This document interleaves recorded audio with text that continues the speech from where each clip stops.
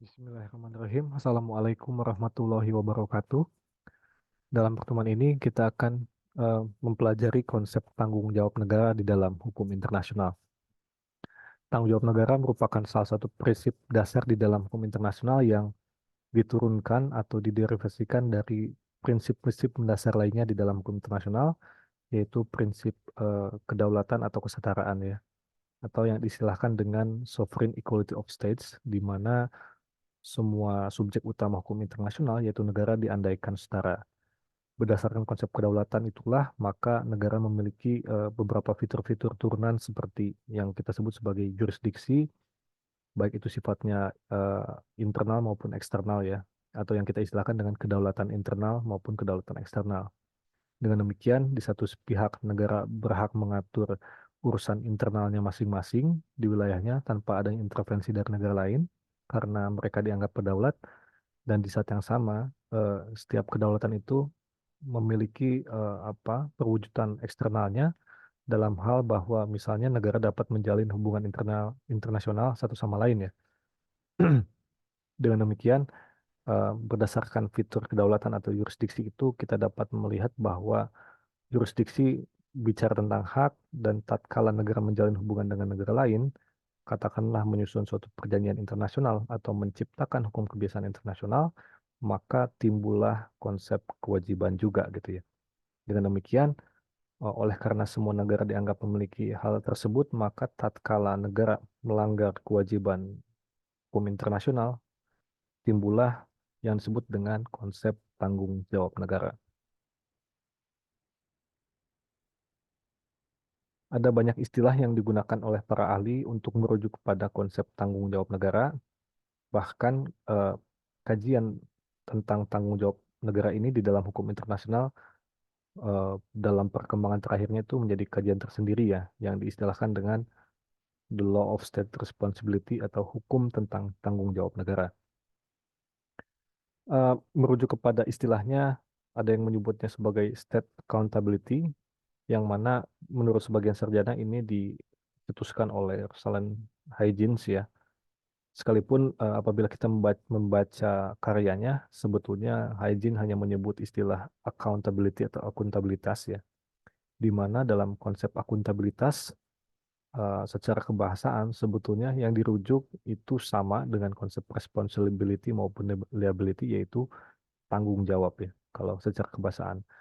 Tetapi tentu saja Hygiene memiliki pandangan yang lain ya, di mana dia mengatakan bahwa tidak hanya istilah akuntabel itu merujuk pada konsep pertanggungjawaban atau tanggung jawab, atau bahwa sesuatu atau seseorang itu dapat dimintai tanggung jawab ya, melainkan juga menurutnya bahwa dalam konsep tanggung jawab itu terkandung pula persoalan mengenai konsep niat di dalam melakukan suatu tindakan ya.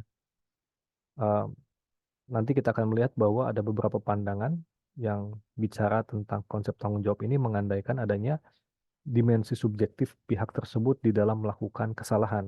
Apakah dia berniat gitu ya, atau sengaja atau lalai, sebagaimana halnya kita pahami di dalam hukum pidana ya. Dengan demikian, maka konsep accountability tidak hanya bicara tentang tanggung jawab apa, melainkan apakah pihak tersebut dapat dimintai tanggung jawab, yaitu dengan melihat pada aspek subjektifnya gitu ya. Tapi di saat yang sama, konsep akuntabilitas pun menurut Huygens itu merujuk juga kepada liability, dalam arti bahwa bukan hanya tanggung jawab atau eh, apa tanggung jawab seperti apa yang mesti dilakukan oleh negara dalam kasus tertentu. Maksudnya, apabila kita merujuk pada konsep state responsibility, nanti kita akan melihat bahwa ada semacam aturan sekunder di dalam hukum internasional yang menguraikan tentang kondisi-kondisi syarat-syarat kapan negara itu dapat bertanggung jawab. Jadi dia mengatur secara umum ya. Eh, Misalnya nanti akan dikatakan bahwa tanggung jawab itu muncul tatkala adanya kewajiban internasional, kemudian kewajiban internasional itu dilanggar oleh negara tersebut, dan karenanya kewajiban atau pelanggaran terhadap kewajiban internasional itu dapat ditautkan kepada negara dan kemudian menimbulkan kerugian bagi pihak lain, dan karenanya negara tanggung jawab gitu ya. Nah, pada ranah liability yang dimaksud adalah kewajiban atau tanggung jawab konkret seperti apa yang dimiliki oleh negara ya. Apakah bentuknya apa itu? kompensasi, pemberian kompensasi dan sejumlah berapa gitu kan. Lalu kewajiban apa yang harus dilakukan dan seterusnya dan seterusnya. Jadi istilah accountability sebetulnya dari perspektif Rosalind Huygens itu mencangkup istilah state responsibility dan state liability ya. Sekalipun dengan catatan bahwa hanya beliau ya yang menggunakan istilah ini, saya kira pada umumnya para sarjana di dunia itu mencukupkan diri untuk menyebut istilah state responsibility. Sekalipun tentu tadi kita lihat bahwa istilah state responsibility dapat juga dipilah dengan state liability ya. State responsibility merujuk pada aturan sekunder yang secara umum mengatur tentang apa, kapan, dan bagaimana tanggung jawab itu muncul. Sedangkan state liability adalah eh, tanggung jawab seperti apa yang kemudian diimplikasikan karena adanya responsibility gitu ya. Eh, Terlepas dari itu semua, pada dasarnya kita bisa memahami bahwa sebagaimana telah dijelaskan di awal bahwa konsep tanggung jawab ini adalah konsep yang muncul karena adanya hak dan kewajiban di antara para pihak. Kemudian kewajiban itu dilanggar sehingga apa katakanlah pihak yang berhak ini dapat menuntut kembali kewajiban berupa tanggung jawab ya. Jadi katakanlah pihak A dan pihak B ya. Pihak A memiliki kewajiban, pihak B memiliki hak gitu ya. Katakanlah pihak A melanggar kewajiban sehingga dia bertanggung jawab. Isi dari tanggung jawab itu adalah kewajiban lagi sebetulnya ya. Kewajiban berupa nanti kita akan melihat bentuknya mulai dari apa pemberian kompensasi, pemuasan, dan kemudian ada juga apa itu restitusi ya jika memungkinkan.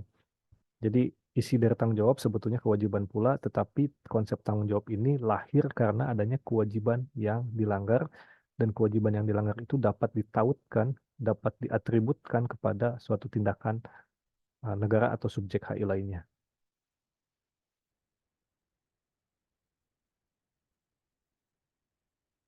Secara teoritis, pembahasan tentang konsep tanggung jawab negara ini eh, dapat dilihat melalui dua perspektif teori.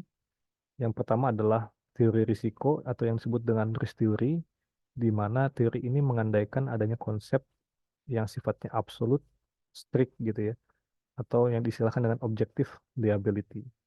Jadi pada dasarnya di dalam konsep risk theory ini ada yang mengatakan sebagian sarjana bahwa suatu negara itu mutlak bertanggung jawab atas setiap kegiatan yang menimbulkan akibat yang membahayakan gitu ya. Sekalipun kegiatan itu sendiri adalah kegiatan yang sah menurut hukum dan misalnya sebagian sarjana ini merujuk kepada pasal 2 Liability Convention 1972 ya atau apa nama lengkapnya itu Convention on International Liability for Damage Caused by Space Objects tahun 72 di mana negara itu berhak melakukan eksplorasi di ruang angkasa. Tetapi di saat yang sama negara peluncur yang meluncurkan objek apapun ke ruang angkasa itu mutlak bertanggung jawab untuk membayar kompensasi atas kerugian yang terjadi di permukaan bumi gitu ya atau pada pesawat udara yang sedang dalam penerbangan di mana apa gangguan tersebut ditimbulkan oleh misalnya si negara peluncur itu. Jadi kita melihat bahwa ada satu aktivitas di dalam hukum internasional yang legal yaitu melakukan eksplorasi ruang angkasa dan meluncurkan berbagai objek tetapi tatkala itu menimbulkan kerugian maka dia mutlak untuk bertanggung jawab. Tetapi di saat yang sama saya kira pemahaman tentang risk theory ini juga dapat dimaknai bahwa terlepas dari adanya kesengajaan atau kesalahan, apa di dalam tadi saya telah menyatakan bahwa di dalam hukum pidana kita mencoba menautkan suatu tanggung jawab terhadap unsur kesalahan. Kesalahan itu bisa berupa kesengajaan atau kealpaan dari sisi subjektifnya gitu ya, dari sisi subjek. Nah, konsep teori risiko ini menghindarkan pola demikian. Dengan kata lain, terlepas dari ada tidaknya kesalahan atau kesengajaan atau kealpaan, maka selama memang merugikan, negara tersebut atau subjek HI tersebut harus bertanggung jawab. Itu yang dimaksud dengan objective liability atau strict liability. Eh, Contoh yang apa kerap dirujuk misalnya di dalam pendekatan objektif adalah di dalam kasus CARE ya, CARE Claim tahun 1929 di mana Kerry ini adalah seorang warga negara Prancis yang diminta untuk memperoleh sejumlah uang besar ya dari mayor di tentara Meksiko. Tetapi kenyataannya ia tidak dapat memperoleh uang tersebut dan kemudian ditangkap, disiksa dan bahkan dibunuh oleh mayor dan sejumlah tentara gitu ya, oleh tentara Meksiko. Kemudian Prancis mengajukan klaim terhadap pemerintah Meksiko yang didengarkan oleh Komisi Klaim Prancis dan Meksiko ya. Pertanyaan utama bagi komisinya adalah apakah Meksiko itu dapat bertanggung jawab atas tindakan individu personel militer yang bertindak tanpa perintah dan bertentangan dengan keinginan komandan mereka, gitu ya. Jadi dengan kata lain, penyiksaan dan pembunuhan yang dilakukan terhadap Kerr itu tanpa adanya perintah, gitu ya, atau bahkan bertentangan terhadap perintah dari kelompok tentara di Meksiko. Kemudian dalam putusannya, Vergil memberikan dukungan terhadap konsep tanggung jawab objektif yang menyatakan bahwa negara itu bertanggung jawab atas tindakan pejabat dan organnya meskipun tidak ada unsur kesalahan dalam arti tadi ya, bahwa negara tidak memerintahkan atau dalam konteks ini melampaui wewenang gitu ya. Itu pula yang terjadi di dalam kasus Jesse di tahun 1921 di mana pengadilan arbitrase eh, yang mengadili kasus antara Inggris melawan Amerika Serikat itu menyatakan bahwa Amerika Serikat bertanggung jawab atas tindakan petugas, di mana ada petugasnya itu yang menaiki dan menggeledah kapal Inggris di laut lepas ya. Di mana padahal di satu sisi para petugas itu bertindak dengan itikat baik, tetapi secara keliru meyakini bahwa mereka memang punya wewenang untuk melakukan penggeledahan berdasarkan undang-undang atau hukum nasional dan perjanjian antara Inggris dan Amerika. Jadi para petugas itu meyakini demikian ya. Dia menjalankan tugas berdasarkan aturan hukum dan karenanya dengan itikat baik ya. Padahal tidak ada hal tersebut gitu ya faktanya. Maka pengadilan tersebut menetapkan bahwa setiap pemerintah itu bertanggung jawab kepada pemerintah lain atas kesalahan dalam penilaian pejabatnya yang bertindak sesuai lingkup tugas mereka dan diberi wewenang untuk melaksanakan tuntunan mereka.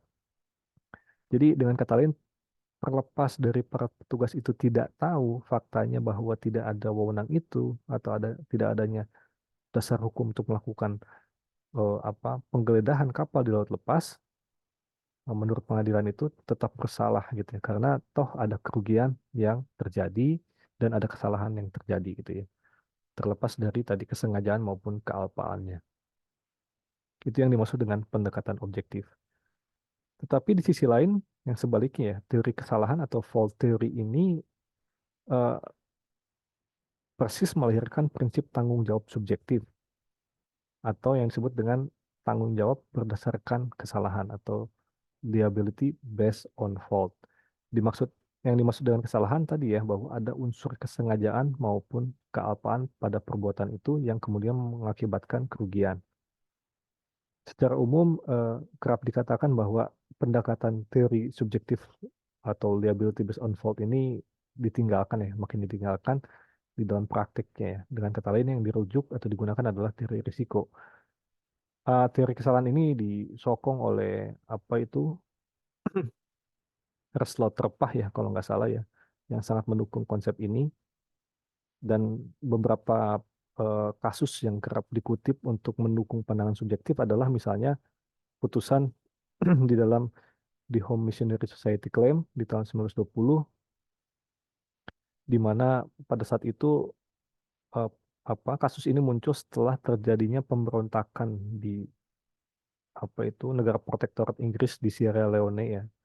Jadi selama terjadi pemberontakan itu properti milik eh, Missionary Society itu dihancurkan dan dirusak dan bahkan beberapa kelompok misionaris itu terbunuh ya.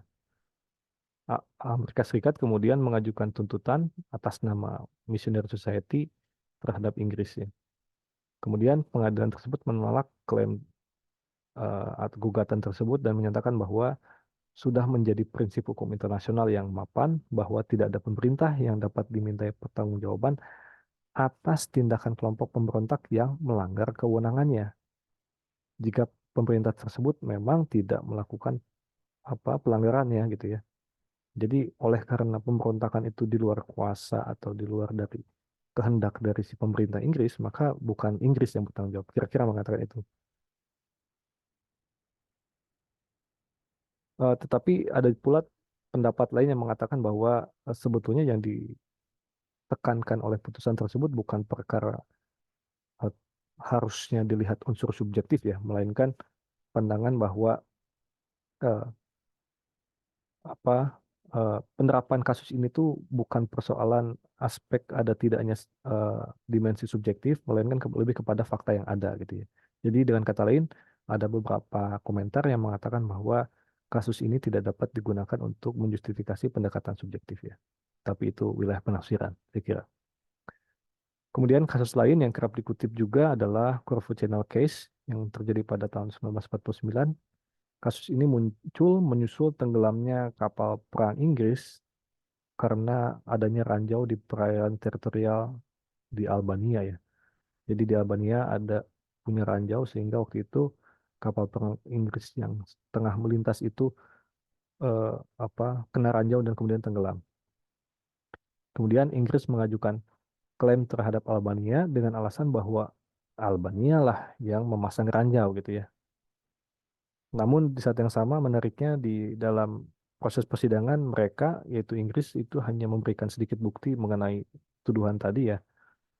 Namun mereka bertopang atau berlindung pada argumen bahwa utamanya ranjau itu nggak mungkin dipasang tanpa sepengetahuan pihak Albania gitu ya. Jadi asumsinya bahwa oleh karena ini ada di wilayah Albania, maka Albania seharusnya tahu gitu kan.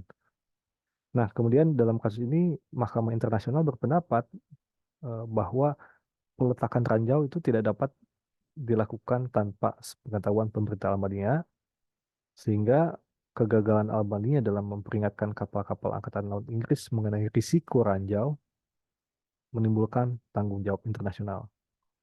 Dalam putusannya, eh, Mahkamah Internasional mengatakan bahwa tidak dapat disimpulkan bahwa hanya berdasarkan fakta bahwa suatu negara itu menguasai wilayah perairannya, dalam hal ini Albania, negara tersebut lantas mengetahui atau seharusnya mengetahui adanya tindakan melanggar hukum yang terjadi di wilayahnya, gitu ya.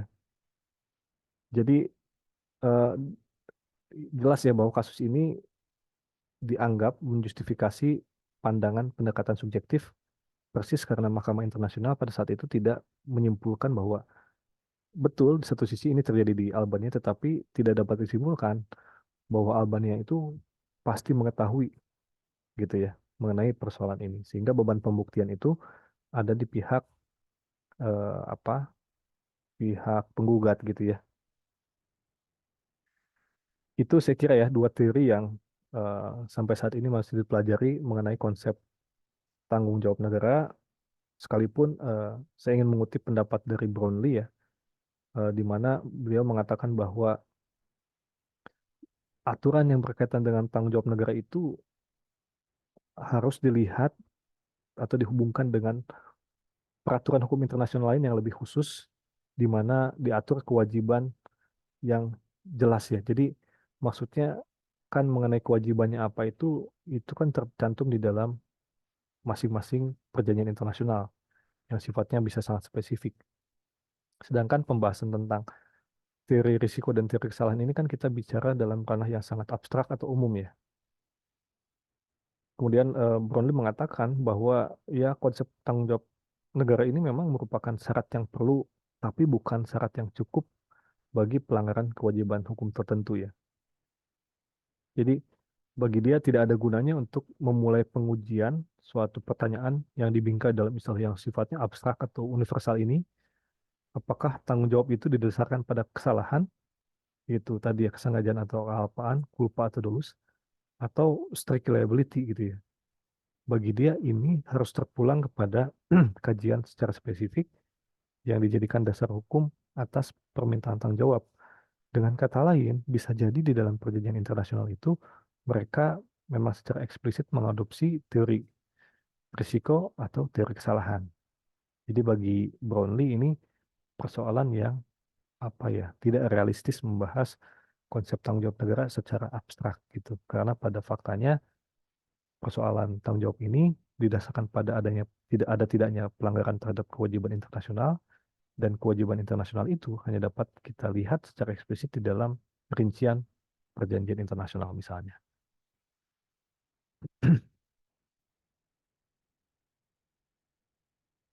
Kemudian ini ada di kiri ini klasifikasi tentang dari mana sebetulnya konsep tanggung jawab negara ini didasarkan gitu ya.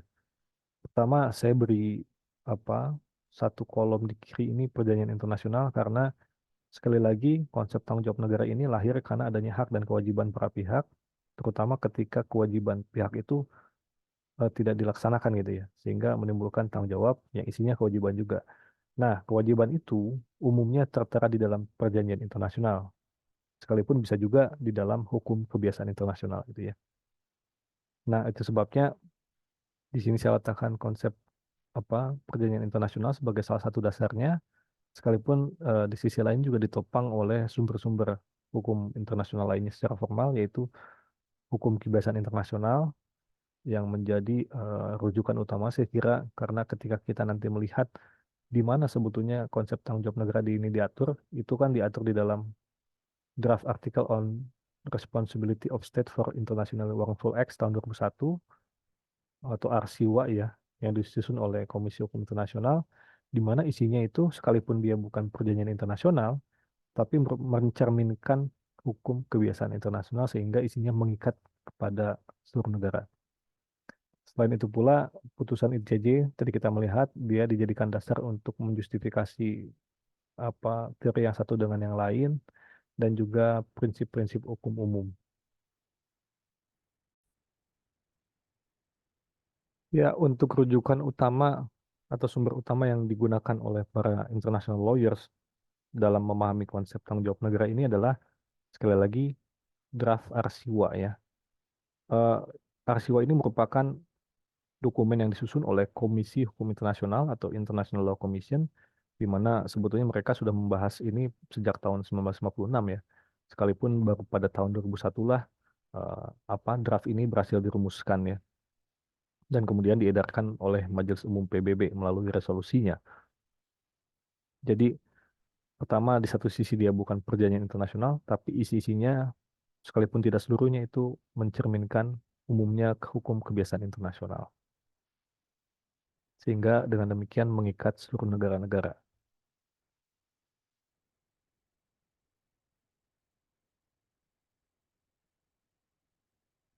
Nah, lalu kita akan coba melihat rincian pasal-pasal yang terkandung di dalam draft RCWA. Di sini saya beri ilustrasi tentang kaitan antara konsep tanggung jawab negara dan pelanggaran atas kewajiban internasional. Artikel 1 atau pasal 1 yang berjudul tanggung jawab negara atas tindakannya yang salah gitu ya. Itu mengatakan bahwa setiap tindakan yang salah secara internasional atau setiap tindakan yang dapat dipersalahkan secara internasional atau international wrongful act dari suatu negara itu melahirkan tanggung jawab negara dari negara tersebut gitu ya. Jadi apabila negara melanggar kewajiban internasional itu adalah international wrongful act, maka negara tersebut memiliki tanggung jawab gitu ya. Sebagai catatan bahwa sekali lagi konsep ini tuh di dalam draft Asiwa itu berlaku sebagai aturan sekunder ya, secondary rules ya, di mana hal ini dapat dipahami dalam dua arti. Pertama, sekunder dalam arti di mana aturan ini berlaku secara umum, yang mana dia tuh merupakan aturan yang berlaku terhadap seluruh aturan hukum internasional gitu ya. Jadi terlepas dari para pihak bebas menciptakan atau menyusun perjanjian internasional terikat pada hukum kebiasaan internasional, draft artikel ini berlaku umum, berlaku terhadap aturan itu semua ya. Tapi di saat yang sama, sekunder dapat dalam arti juga bahwa dapat diganti oleh aturan primer ya. Jadi ketentuan di dalam draft RCWA ini tuh dia bisa saja diatur di dalam secara spesifik di dalam perjanjian internasional, sehingga ibaratnya terjadi lex specialis ya. Perjanjian internasional itulah yang kemudian mengatur tentang konsep tanggung jawab negara. Oke, itu penjelasannya.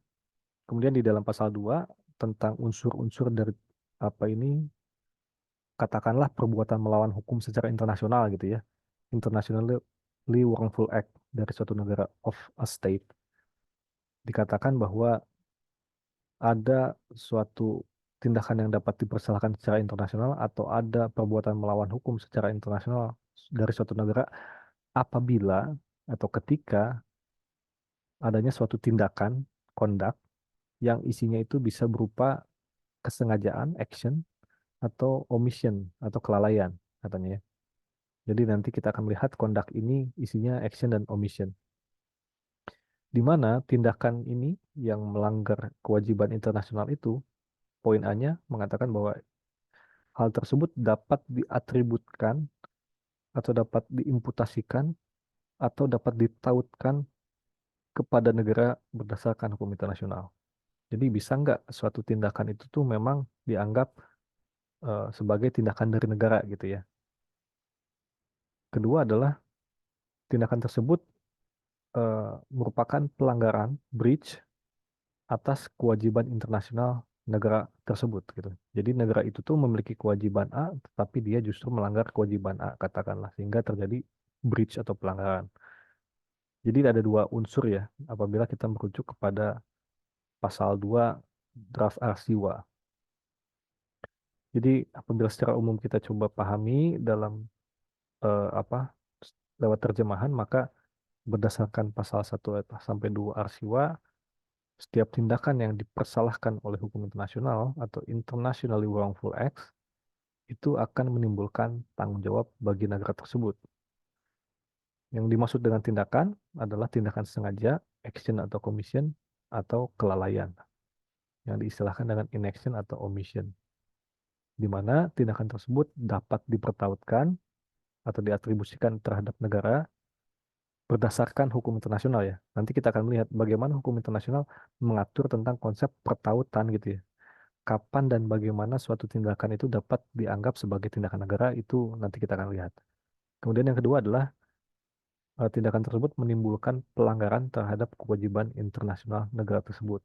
Ini pun kita akan melihat bagaimana kapan, apa dan syaratnya suatu tindakan itu dianggap suatu pelanggaran. Karena boleh jadi nanti kita akan menemukan kondisi-kondisi yang mengecualikan pelanggaran gitu ya. Sebagai contoh, misalnya force major dalam keadaan terpaksa, apakah itu dapat dianggap sebagai pelanggaran misalnya ya.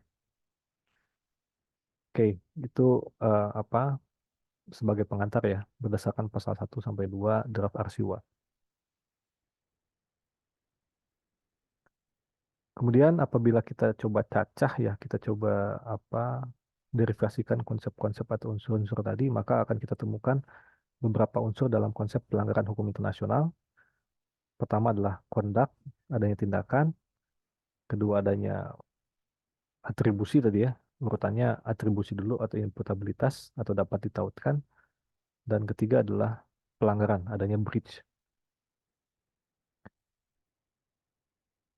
Oke, kita pertama unsur conduct atau tindakan itu dia dapat berupa sekali lagi kesengajaan ataupun kelalaian, commission atau omission.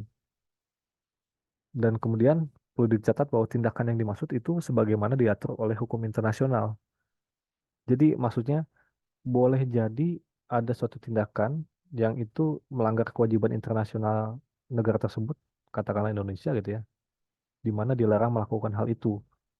Tetapi katakanlah hukum nasional itu mengatur sebaliknya bahwa menurut hukum nasional tindakan tersebut legal gitu ya. Nah, menurut pasal 3 di dalam draft aksiwa, status hukum tindakan dimaksud itu berdasarkan perspektif hukum nasional itu nggak relevan. Sekali lagi hukum nasional akan dilihat sebagai fakta bukan sebagai hukum ya dari perspektif hukum internasional. Dengan kata lain negara tidak bisa mendasarkan tindakannya itu eh, dengan dasar hukum bahwa berdasarkan hukum nasional itu diperbolehkan. Sekali lagi kita di sini sedang berbicara dalam ranah hukum internasional sehingga legalitas tindakan tersebut harus dilihat dari perspektif hukum internasional.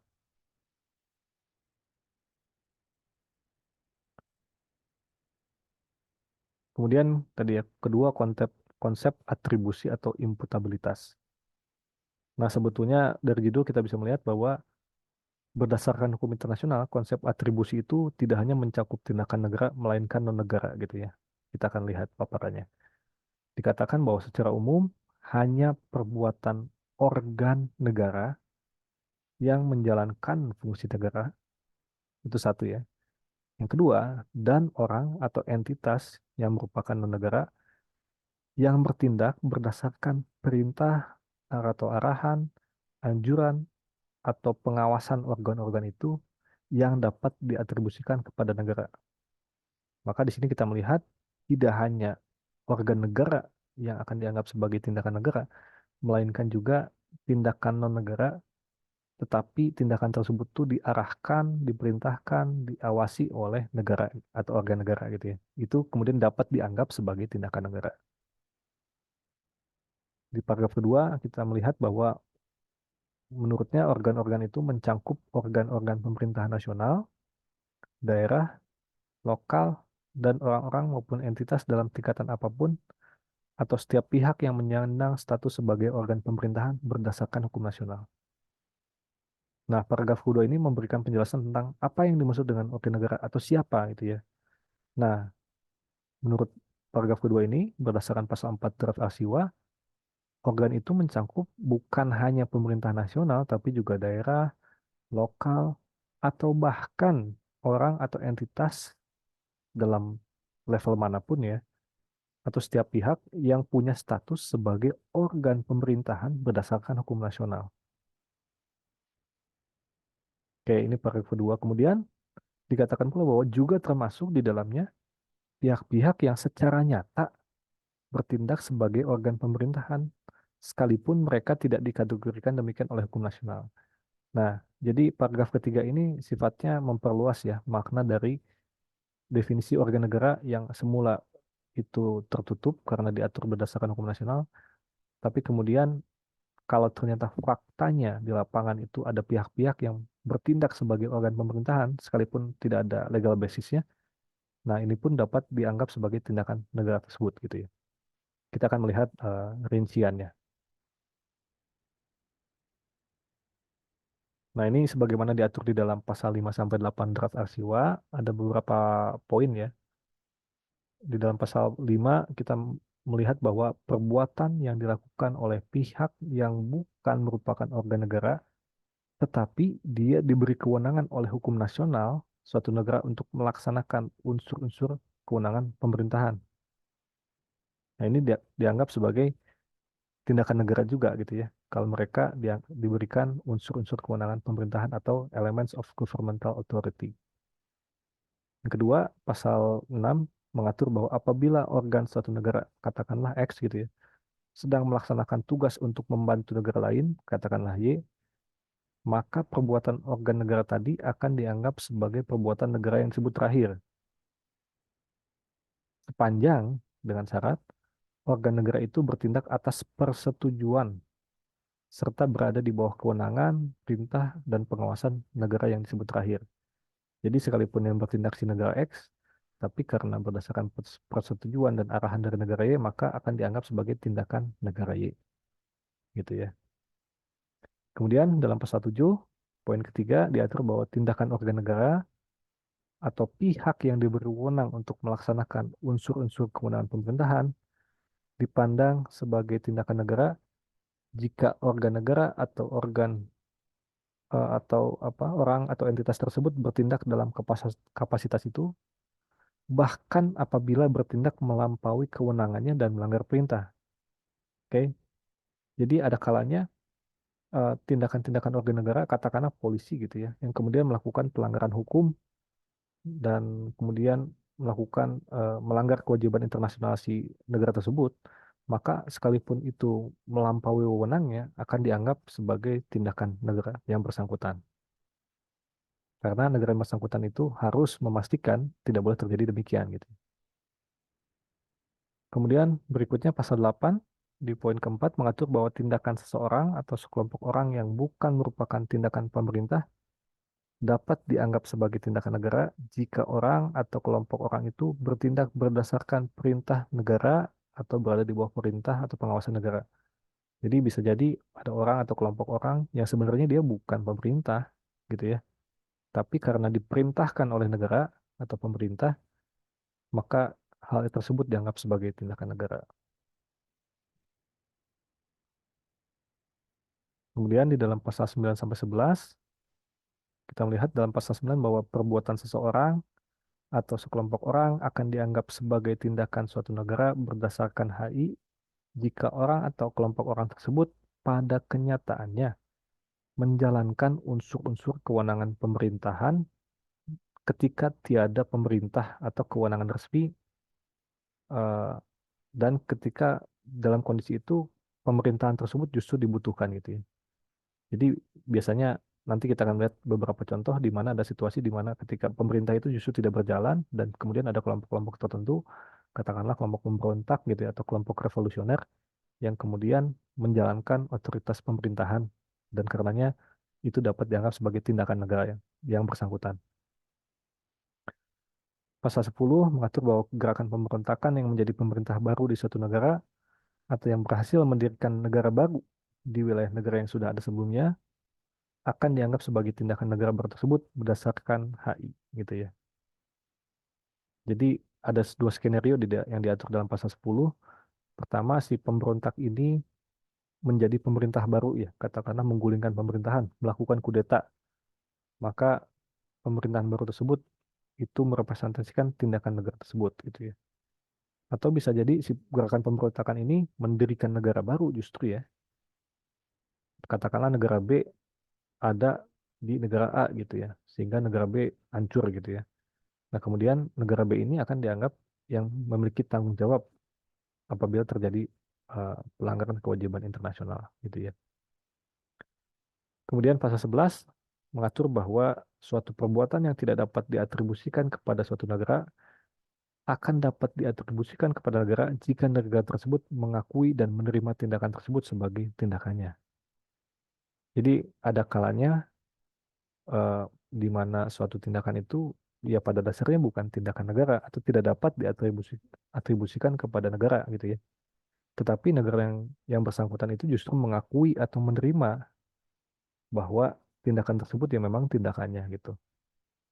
Nah, itu dapat juga ya. Nah, itu ya mengenai konsep imputabilitas atau atribusi yang kalau kita rangkum maka seperti ini ya. Secara apa sederhananya dapat dipahami dengan kalimat-kalimat yang mungkin lebih simpel seperti ini ya. Ini bisa dibaca.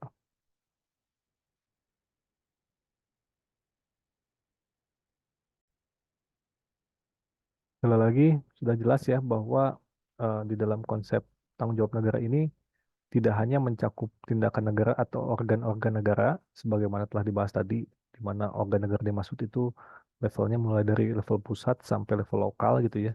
Bahkan pihak-pihak yang memang diberi wewenang oleh negara, tapi juga beberapa tindakan non-negara itu dapat dianggap sebagai tindakan negara ya, sebagaimana diatur oleh pasal-pasal berikut ini. Mungkin ada sedikit kekeliruan klasifikasi, pasal 6 ya kita lihat itu merupakan masih tindakan negara gitu ya. Selebihnya saya kira tercakup ke dalam tindakan non-negara yang kemudian dapat diatributkan sebagai tindakan negara.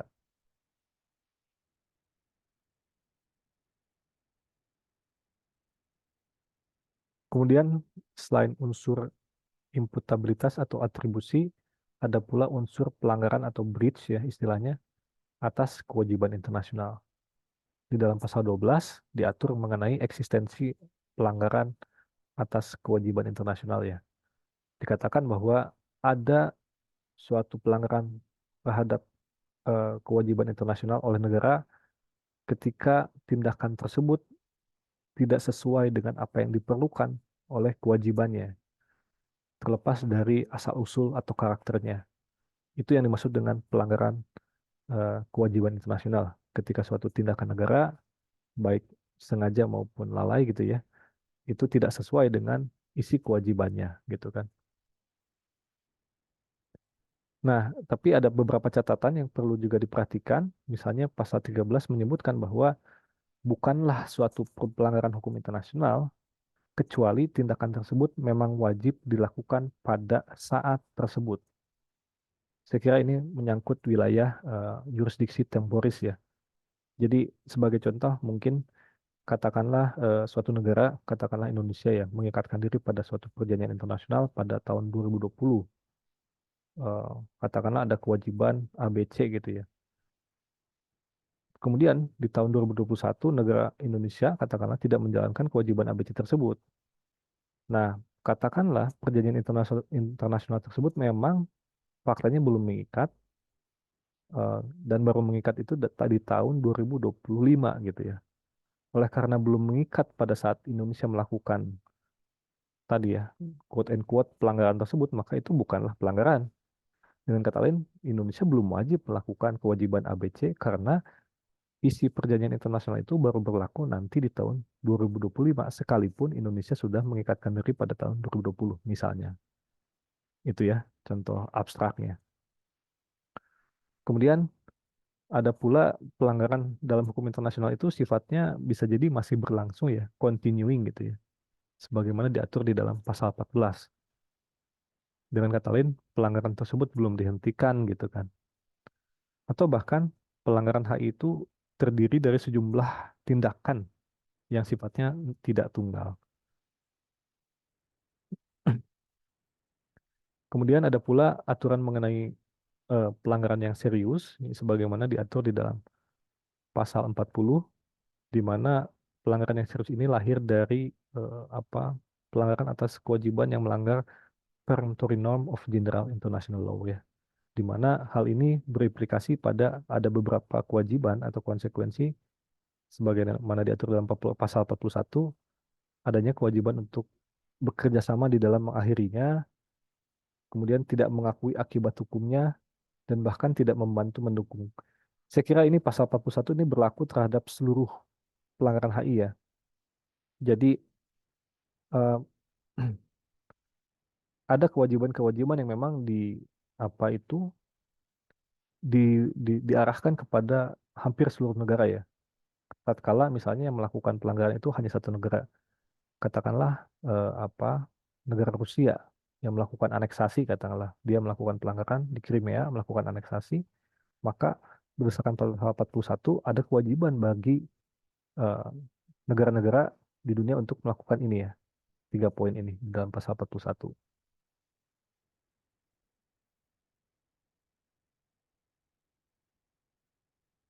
Nah, kemudian ada pula pengecualian-pengecualian terhadap pelanggaran HI atau beberapa situasi atau kondisi yang dapat membuat tadi ya peristiwa ini tidak dikatakan sebagai pelanggaran atau breach.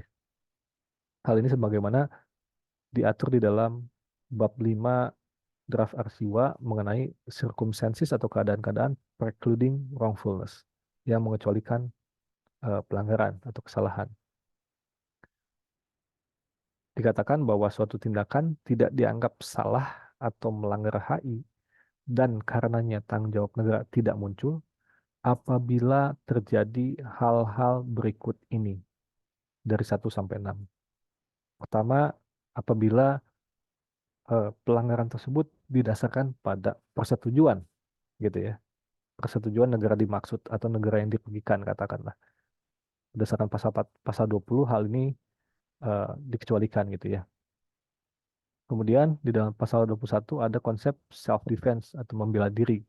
Hal ini saya kira sebagaimana diatur di dalam Piagam PBB ya, yang mana memang merupakan hak masing-masing negara yang sifatnya inheran untuk melakukan pertahanan diri, tetapi tentu ada syarat-syarat atau unsur-unsur yang harus dipenuhi ya ketika hendak melakukan self defense. Saya kira itu di pembahasan eh, pertemuan lainnya.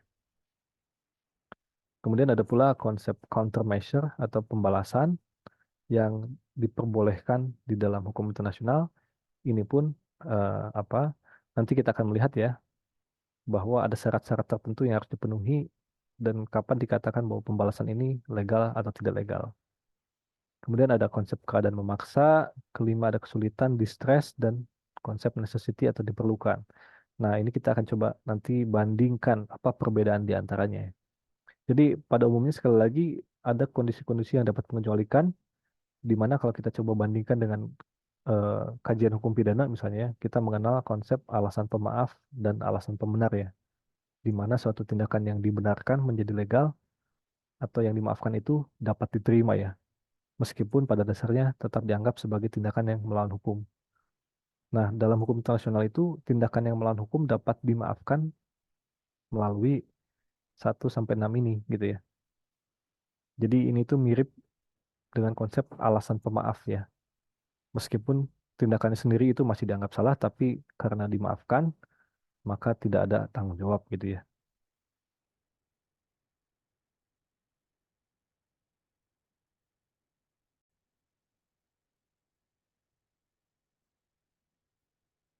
Nah, berikut perbandingan antara konsep force major, distress, dan necessity.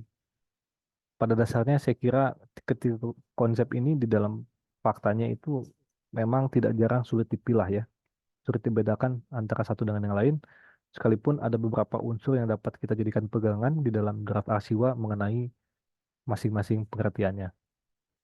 Pertama, mengenai force major ini diatur di dalam pasal 23 dan ada beberapa unsur, setidaknya ada 3 di sini. Pertama, force major itu adalah peristiwa tidak terduga atau yang diistilahkan dengan an irresistible force of an unforeseen event. Jadi peristiwa tersebut tidak terduga. Kemudian unsur keduanya adalah peristiwa tersebut terjadi di luar kuasa dari si subjeknya atau beyond the control of the state. Dan ketiga, kewajiban itu atau kewajiban internasional yang dimiliki yang kemudian dilanggar olehnya itu memang mustahil dipenuhi, materially impossible. Saya kira poin ketiga ini ya yang menjadi unsur pembeda dengan konsep-konsep lainnya di mana kewajiban ini memang mustahil katanya dipenuhi. Eh, itu sebabnya tidak berlaku konsep force major apabila situasi force major itu justru disebabkan baik secara sendiri maupun bersama-sama ya. Itu berdasarkan oleh tindakan negara tersebut gitu ya. Jadi ada beberapa pengecualian juga. Sekalipun impossible, tapi katakanlah karena disebabkan oleh negara itu sendiri secara sengaja atau bersama-sama gitu ya, maka itu menjadi batal gitu ya.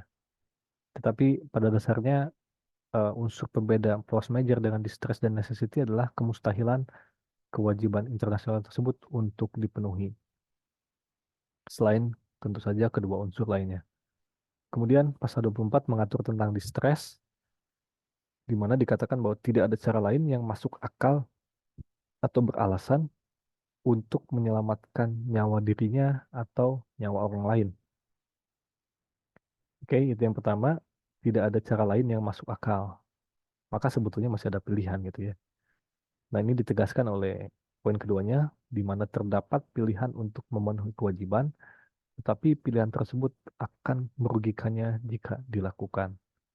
Eh, Contohnya misalnya ketika katakanlah suatu pesawat udara yang berada dalam keadaan berbahaya dan kemudian pesawat udara tersebut memasuki wilayah udara negara lain gitu ya tanpa izin sebelumnya karena katakanlah ada kendala teknis gitu kan untuk menyelamatkan dirinya atau nyawa penumpangnya juga.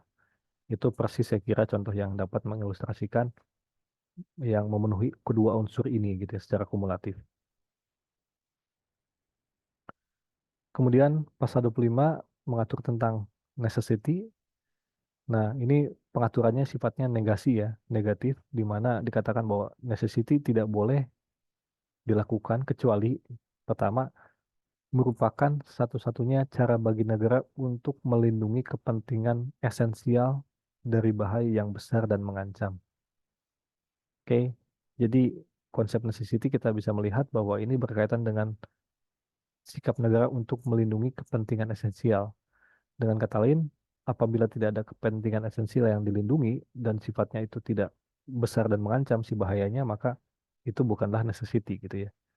Dan tapi dia sifatnya kumulatif, di mana pertama itu tadi, tapi kalau juga ini terjadi poin B, maka ini pun tidak boleh ya. Apa? Boleh gitu ya. Apabila tidak secara serius merugikan kepentingan esensial satu negara atau negara-negara yang menjadi sasaran kewajiban tersebut atau kepentingan masyarakat internasional secara keseluruhan. Jadi maksudnya di satu sisi apabila yang dimaksud dengan necessity ini adalah ketika negara ingin melindungi kepentingan esensial gitu kan ya dari bahaya yang besar dan mengancam itu unsurnya. Tapi di saat yang sama harus dipastikan juga bahwa upaya melindungi poin A ini tidak kemudian merugikan kepentingan esensial negara lain atau negara-negara lain yang menjadi sasaran kewajiban, yang menjadi punya hak atas kewajiban tadi ya, atau bahkan kepentingan masyarakat internasional secara keseluruhan. Nah ini dengan kata lain ada semacam kalkulasi. Di satu sisi negara boleh melindungi kepentingan esensialnya dengan dalil necessity, tapi di saat yang sama harus memastikan bahwa tidak ada kerugian esensial negara lain atau bahkan masyarakat internasional secara keseluruhan yang dilanggar gitu ya. Eh, saya kira itu ya perbedaan di antara ketiga unsur ini yang mana memang di dalam fakta kerap kali tidak jarang untuk sulit dipilah perbedaannya. Kemudian countermeasure atau tindakan balasan. Dalam kondisi tertentu, negara dapat mengambil tindakan sepihak untuk mengamankan haknya. Oke, jadi kita pahami bahwa countermeasure ini dalam konteks negara mengambil tindakan sepihak untuk mengamankan haknya yang memang sudah dilanggar eh, oleh pihak lain. Kan pihak lain punya kewajiban, dia melanggar kewajiban internasional. Nah, negara ini katakanlah ingin mengamankan haknya, maka dengan cara antara lain tindakan balasan, yaitu dengan tidak memenuhi kewajibannya sebagai bentuk peringatan atau balasan bagi negara yang telah lebih dulu tak memenuhi kewajibannya, dengan tujuan agar negara tersebut memenuhi kembali kewajibannya. Jadi kita bisa membayangkan apabila ada suatu negara yang haknya dilanggar karena negara lain itu tidak melaksanakan kewajiban internasionalnya, maka negara yang haknya dilanggar itu bisa melakukan pelanggaran kewajiban terhadap negara lainnya itu sebagai bentuk peringatan atau balasan atau dengan tujuan biar negara tersebut menjalankan kembali kewajibannya sebagaimana diatur di dalam pasal 49 draft Arsiwa. Pertanyaan berikutnya, siapa yang dapat melakukan tindakan balasan? Nah, di dalam draft Arsiwa itu eksplisit disebut negara yang dirugikan tentu saja katanya ya, atau injured states. Lalu bagaimana dengan non-injured states? Dengan kata lain, apakah negara lain itu punya hak juga untuk eh, ikut gitu ya, melakukan countermeasure? Nah, ini sebenarnya menarik ya. Eh, Hal ini diatur di dalam pasal 54 yang kemudian pasal 54 ini merujuk kepada pasal 48. Di ayat 1 dikatakan bahwa kewajiban yang dimiliki merupakan hak masyarakat internasional secara keseluruhan. Nah, jadi di dalam pasal 54 itu mengatakan bahwa bab ini tidak mengurangi hak suatu negara yang berhak berdasarkan pasal 48 ayat 1 untuk meminta tanggung jawab negara lain atau untuk mengambil tindakan yang sah terhadap negara tersebut guna menjamin penghentian pelanggaran dan perbaikan demi kepentingan negara yang dirugikan atau penerima manfaat dari kewajiban yang dilanggar. Di mana di pasal 48 ayat 1 dia katakan bahwa negara manapun selain negara yang dirugikan berhak meminta tanggung jawab negara lain sesuai dengan ayat 2 tadi apabila kewajiban yang dilanggar itu memang merupakan hak sekelompok negara gitu ya, di mana negara tersebut termasuk dan ditetapkan untuk melindungi kepentingan kolektif kelompok tersebut. Atau bisa jadi eh, kewajiban itu menyangkut dengan hak masyarakat internasional secara keseluruhan. Sebagai contoh mungkin ilustrasinya adalah peristiwa Israel Palestina gitu ya, yang tentu saja yang dimaksud dengan injured state di situ adalah Palestina, katakanlah gitu ya. Sekalipun tentu kita bisa berdebat tentang dampak dari perang terhadap ekonomi dan seterusnya, tetapi pada dasarnya yang sangat dirugikan adalah Palestina. Tapi di saat yang sama ada semacam kewajiban oleh masyarakat internasional gitu ya, bahwa misalnya tidak boleh dilakukan genosida. Sehingga dengan demikian yang dirugikan itu sebetulnya bukan hanya Palestina, tapi semua negara-negara gitu kan. Sehingga mereka memiliki kewajiban atau punya hak untuk melakukan countermeasure, misalnya melalui embargo ekonomi gitu ya, dan lain sebagainya. Nah, mengenai countermeasure ini ada juga prasyarat dan syarat yang harus dipenuhi. Di dalam pasal 52, prasyaratnya adalah pertama, negara yang ingin melakukan countermeasure itu harus meminta negara yang bertanggung jawab, tadi ya, yang telah melakukan pelanggaran kewajiban internasionalnya, untuk memenuhi kewajibannya. Itu satu. Kedua, memberitahu tentang bahwa negara ini akan melakukan tindakan balasan. Jadi harus ada notifikasi. Dan ketiga, harus melakukan atau menawarkan negosiasi untuk menyelesaikan masalah tersebut. Gitu ya. Tetapi di saat yang sama, ada pula terkandung hak atas tindakan balasan yang urgent untuk melindungi hak. Dengan kata lain, boleh jadi ada situasi tertentu di mana negara tersebut memiliki urgensi untuk langsung melakukan tindakan balasan demi melindungi hak sehingga tidak memenuhi, tidak menjalankan prasyarat 1 sampai 3 tadi ya. Sejauh memang urgent gitu kan.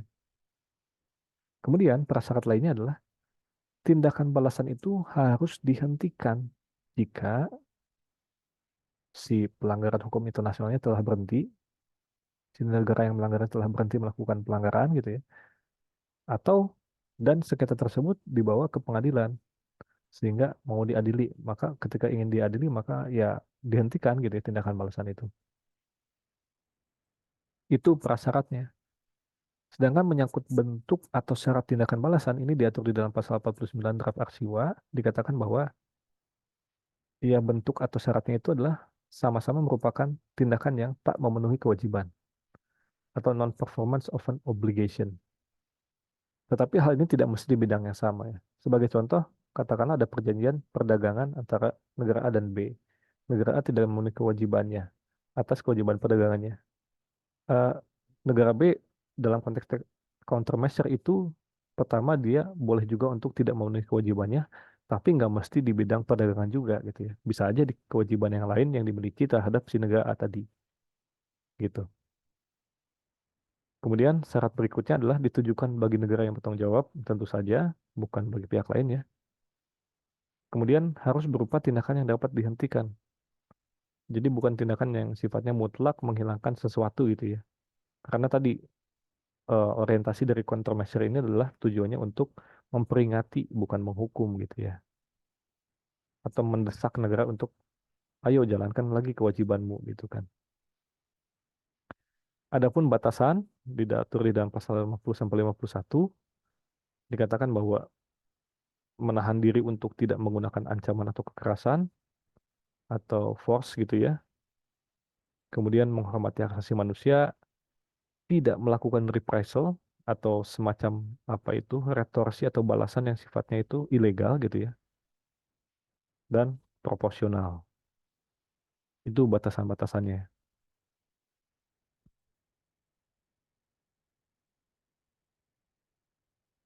Kemudian kita masuk ke pembahasan tentang prasyarat bagi tanggung jawab negara. Di sini ada prasyarat dan ada syaratnya. Pertama, mengenai prasyaratnya di dalam pasal 30 yang tentang cessation and non-repetition dikatakan bahwa negara yang bertanggung jawab atas tindakan yang salah secara internasional mempunyai kewajiban pertama untuk menghentikan tindakan tersebut jika tindakan tersebut masih berlanjut, masih continuing gitu ya.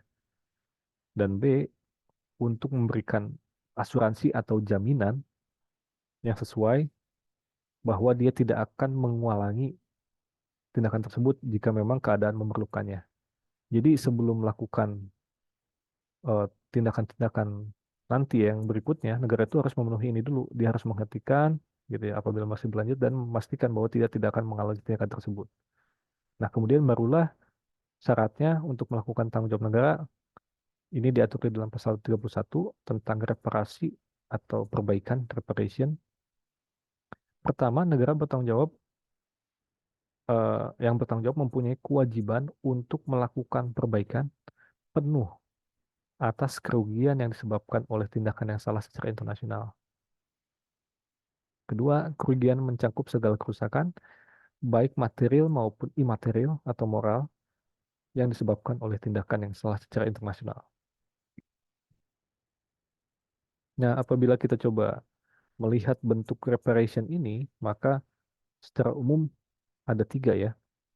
Yang pertama adalah restitusi, kedua kompensasi, dan satisfaction yang dapat kita terjemahkan sebagai pemenuhan atau pemuasan ya. Pada dasarnya yang dimaksud dengan restitusi adalah membangun kembali situasi yang ada sebelum tindakan yang salah itu dilakukan apabila memang masih memungkinkan secara material dan tidak melibatkan beban yang tidak sebanding dengan manfaat yang bisa diperoleh dari sebuah kompensasi ya. Nanti kita akan melihat. Kalau misalnya kompensasi itu biasanya dinilai berdasarkan nilai pasar dari objek kerugian ya. Atau kehilangan keuntungan juga dapat diklaim sih sebetulnya apabila terjadi gangguan dalam penggunaan atau pengambilan secara tidak sah atas properti yang menghasilkan pendapatan misalnya, atau dalam beberapa kasus berkaitan dengan hilangnya pendapatan di masa depan gitu ya. Jadi bukan cuma kerugian dalam arti katakanlah bangunannya rusak gitu ya, tetapi dengan rusaknya bangunan itu kan nanti kemudian bangunan itu nggak bisa memperoleh profit gitu ya. Ada masa ketika bangunan yang rusak itu tidak dapat memperoleh profit. Sedangkan satisfaction ini merupakan pelengkap dari kedua opsi sebelumnya, di mana pemuasan itu lebih mengarah kepada hal yang imaterial atau sifatnya moral ya. Misalnya seperti permintaan maaf secara resmi atau pengakuan formal atas sifat melanggar hukum dari suatu tindakan gitu ya, dan lain sebagainya. Nah, apabila kita coba lihat isi aturannya, maka ini ya uraian mengenai bentuk-bentuk perbaikan dalam restitusi. Negara mempunyai kewajiban untuk melakukan restitusi, yaitu memulihkan keadaan yang ada sebelum perbuatan salah itu dilakukan dengan syarat, pertama, secara material tidak mustahil. Yang mustahil misalnya apabila terjadi peristiwa pelanggaran HI ketika satu negara membunuh pihak lain misalnya, membunuh tentara pihak lain katakanlah, padahal itu ilegal. Nah itu kan nyawa kan tidak bisa dikembalikan. Nah itu berarti mustahil gitu ya. Kemudian B, tidak melibatkan beban yang tidak sebanding dengan manfaat yang diperoleh dari sebuah kompensasi. Jadi maksudnya kalau ternyata kompensasi itu dapat le- lebih bermanfaat gitu ya, di saat yang sama si restitusi ini bebannya lebih banget gitu, maka ya kompensasi gitu ya. Nggak usah dipaksain restitusi gitu kan. Kemudian kompensasi dalam pasal 36 diatur bahwa negara titik-titik mempunyai kewajiban untuk memberikan kompensasi atas kerugian yang diakibatkannya sepanjang kerugian tersebut tidak dapat diperbaiki melalui restitusi. Nah, jadi kita melihat bahwa sifat kompensasi ini pelengkap dari restitusi, ya. Sebagaimana restitusi juga kalau dia berlebihan dan ternyata lebih bermanfaat kompensasi, maka lebih ditekankan pemberian kompensasi. Kemudian, kompensasi harus mencakup segala kerusakan yang dapat dinilai secara finansial, termasuk hilangnya keuntungan sepanjang hal tersebut diketahui, gitu ya. Berikutnya, pemuasan atau satisfaction yang diatur dalam pasal 37. Pertama, negara mempunyai kewajiban untuk memberikan pemuasan sepanjang kerugian tersebut tidak dapat diperbaiki melalui restitusi atau kompensasi. Jadi satisfaction ini memang pelengkap terakhir apabila restitusi dan kompensasi itu tidak dapat dipenuhi. Kemudian poin kedua, kepuasan dapat berupa pengakuan atas pelanggaran yang dilakukan, ekspresi penyesalan, permintaan maaf resmi atau bentuk lain yang sesuai gitu ya. Kemudian yang ketiga, pemuasan tidak boleh melebihi kerugian yang ditimbulkan dan tidak boleh berbentuk penghinaan terhadap negara yang bertanggung jawab. Saya kira itu ya pembahasan tentang konsep tanggung jawab negara. Terima kasih atas perhatiannya. Mohon maaf apabila ada kekurangan dan kesalahan. Wabillahi taufiq wal hidayah. Assalamualaikum warahmatullahi wabarakatuh.